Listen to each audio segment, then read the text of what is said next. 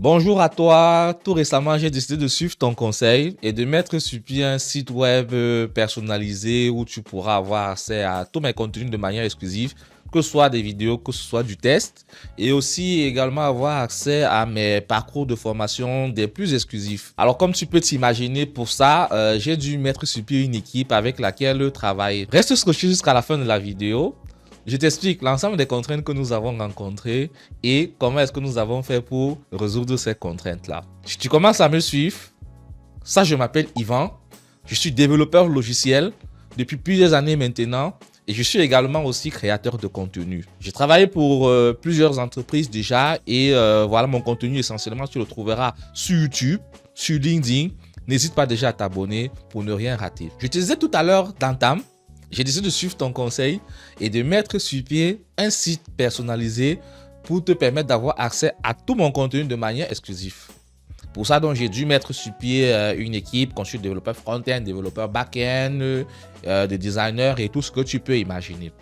Alors, côté front-end, tout allait bien. On a implémenté dans un début une authentification classique basée sur, comme tu t'imagines, une adresse mail et un mot de passe. Par la suite, on a mis une première version en prod et voilà, nos utilisateurs nous ont fait la première remarque qui était de se dire ils aimeraient bien pouvoir se connecter avec leur provider ou si vous voulez leur fournisseur d'authentification déjà existant, quoi, parce que dans la majorité, voilà, la plupart de mes followers, en fait, ils ont déjà des comptes LinkedIn, ils ont des comptes GitHub et ils aimeraient pouvoir utiliser, voilà, leur compte sur ces plateformes-là pour se connecter. Dans un premier temps, j'ai demandé à ma team de rajouter une authentification basée sur LinkedIn. Alors, ce n'était pas du tout de tout repos, je vous assure.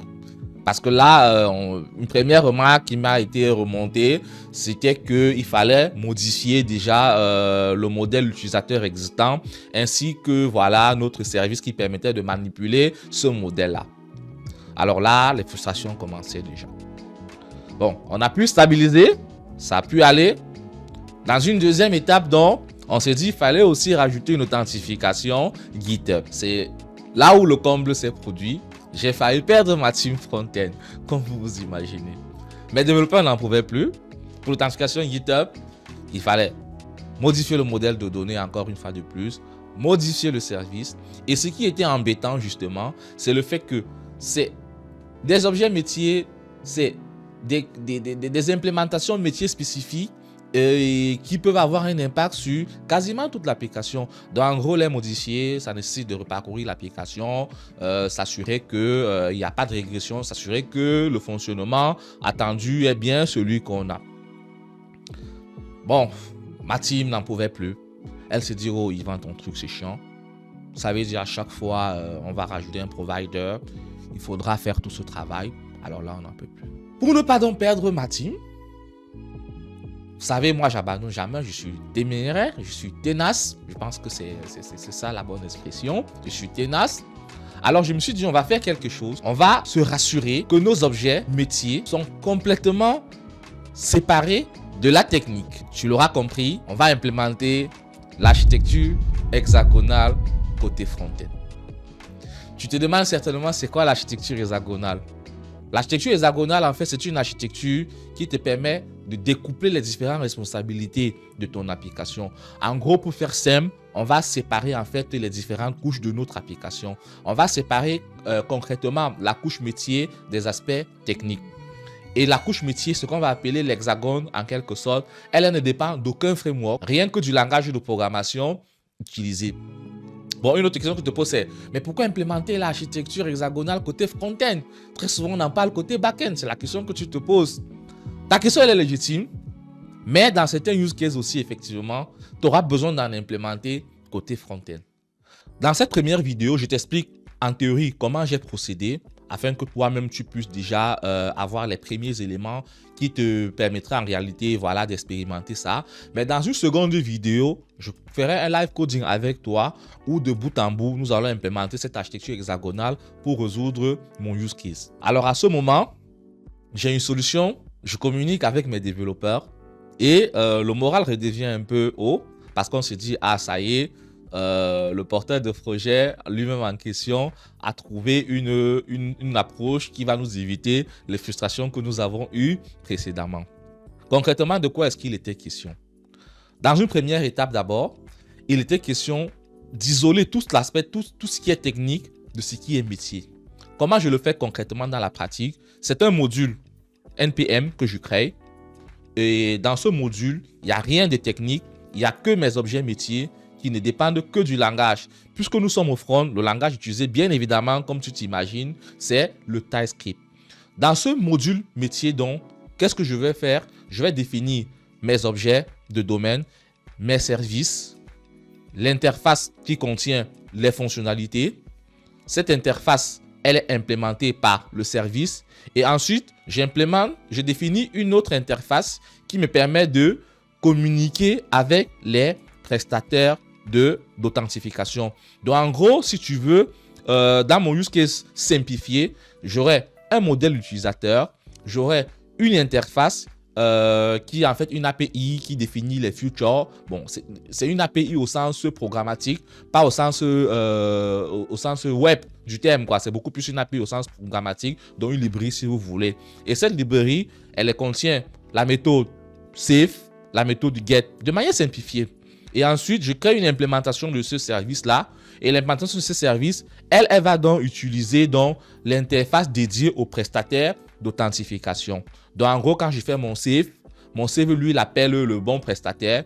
Et le bon prestataire, il est injecté au runtime.